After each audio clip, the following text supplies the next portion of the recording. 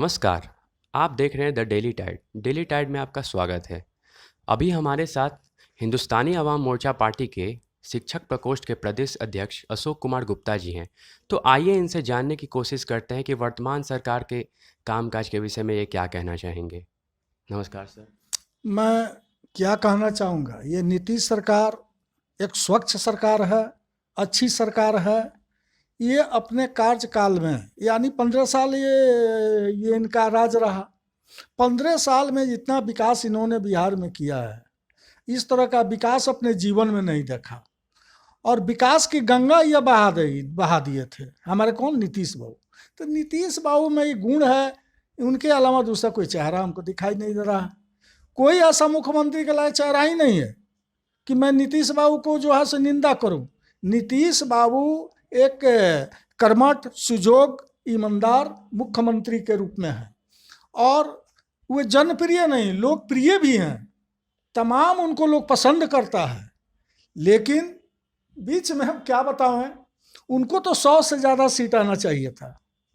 लेकिन दुर्भाग्य है, दुर्भाग्य हमारे नीतीश बाबू का नहीं है, दुर्भाग्य लोजपा वाले के लोगों का है। वे लोग ये अपने कैंडिडेट उनके क्षेत्र में खड़ा करके और मतदाताओं को दिग्भ्रमित करके वोट को जो है सो काटा गया। तो इस बार जैसा कि चुनाव में मतलब नीतीश जी को कुछ कम सीटें आई हैं अनुमानतः, तो इसका आप सरकार पर क्या सेहत देखते हैं? इसका क्या दूरगामी परिणाम? सेहत क्या है, सेहत तो कभी नीतीश कुमार जी की सेहत अच्छी रहेगी और एनडीए की सरकार है और एनडीए की सरकार में अटूट प्रेम है और प्रेम की बंधन कभी टूट नहीं सकती है। तो ये सरकार आप स्थिर देखते हैं? एकदम 5 साल हुमच कर यह सरकार चलाएगी। और कुछ मतलब विपक्ष जैसे दुष्प्रचार करता है कि कुछ सीटें कम है, मतलब पूर्ण बहुमत से जैसा नई स्थिति है। ठीक है, तो ये हमारे कहने का मतलब है, जितना विरोध किए, इतना दुष्प्रचार किए हमारे माननीय मुख्यमंत्री नीतीश कुमार के ऊपर, कीचड़ को उछाड़ा उन्होंने, काफी उन्होंने जो है उनकी निंदा की। लेकिन सोना सोने है, पित्तल पितले है, तंबा तंबे है और सोने के रूप में हमारे नीतीश बाबू जो है उभर कर आ गए हैं। उनका सीट कम आया, लोजपा के कारण ही उनका कम आया, नहीं तो 100 से अधिक सीट पर ले सकते थे हमारे नीतीश बाबू। और जैसा कि कहा जाता है मांझी जी के बारे में कि मांझी जी हमेशा मतलब दल बदलते रहते हैं, कभी एनडीए कभी महागठबंधन। तो इस बार मतलब क्या है उनकी संभावना, वो स्थिर रहेंगे एक पूर्ण काल 5 साल तक? देखिए, सवाल इसमें हमको यह कहना है, मांझी जी दल बदलते हैं नहीं बदलते हैं, तो हमारे मांझी जी का यह है कि वह सही पार्टी, सही मुख्यमंत्री, सही सरकार, विकास के गंगा बहाने वाला सरकार उनको चाहिए था। यही उनका तलाश था, इसलिए दल बदल करके लोगों को परख रहे थे, देख रहे थे। लेकिन अंत में हमारे जीतनराम मांझी जी ये देखे कि नीतीश बाबू का कार्यकलाप बहुत अच्छा है, बिहार में इनकी गंगा विकास की बह रही है। तो उन्होंने बहुत चिंतन और मंथन करने के बाद हमारे एनडीए सरकार में उनका गठबंधन हुआ। तो वर्तमान सरकार से आपकी क्या उम्मीदें हैं? नीतीश जी से आप लोग विशेषकर क्या चाहते हैं? किस क्षेत्र में आप लोग चाहते हैं कि विकास हो? विकास तो लगभग बिहार के अंदर बहुत कुछ हुआ है। सवाल यह है, हमको एक चीज़ याद है, मैं गया था देवरिया और हमको गोपालगंज आना था।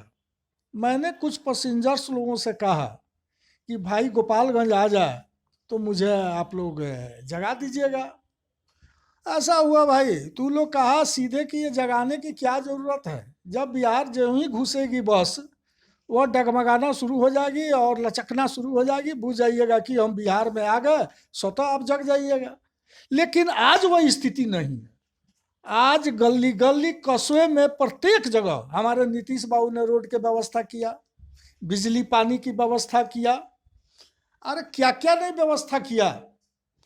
मनरेगा हुआ, इंदिरा आवास हुआ, बहुत सी ऐसी चीज़ें हमारे नीतीश बाबू ने किया है।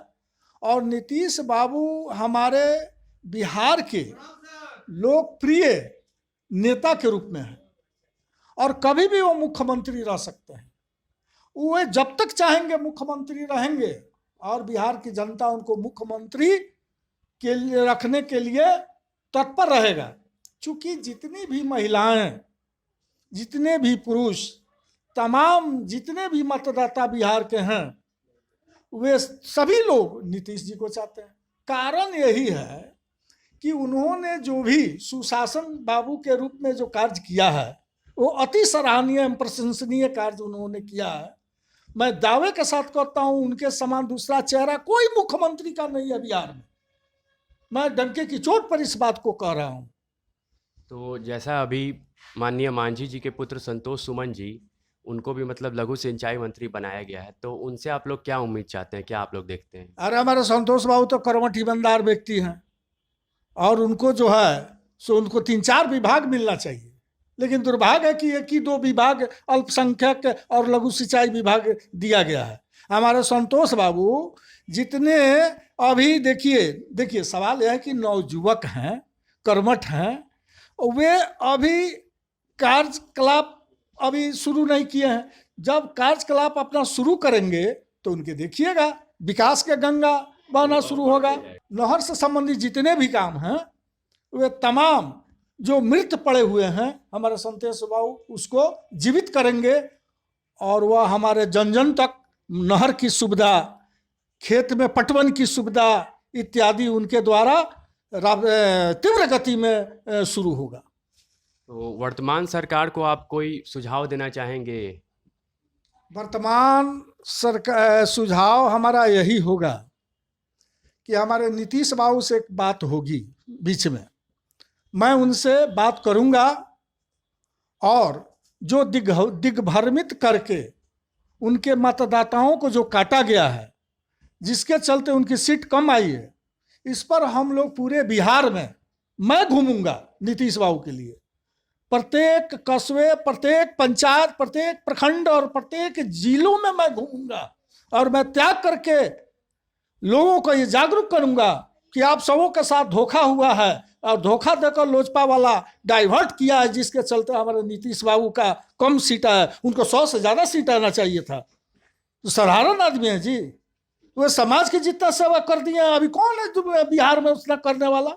बतावे, हमारे सामने आवे। मैं चुनौती के साथ कहता हूँ विकास होगा और विकास होगा। जितना बचा खुचा है वह तमाम हमारे नीतीश बाबू करेंगे।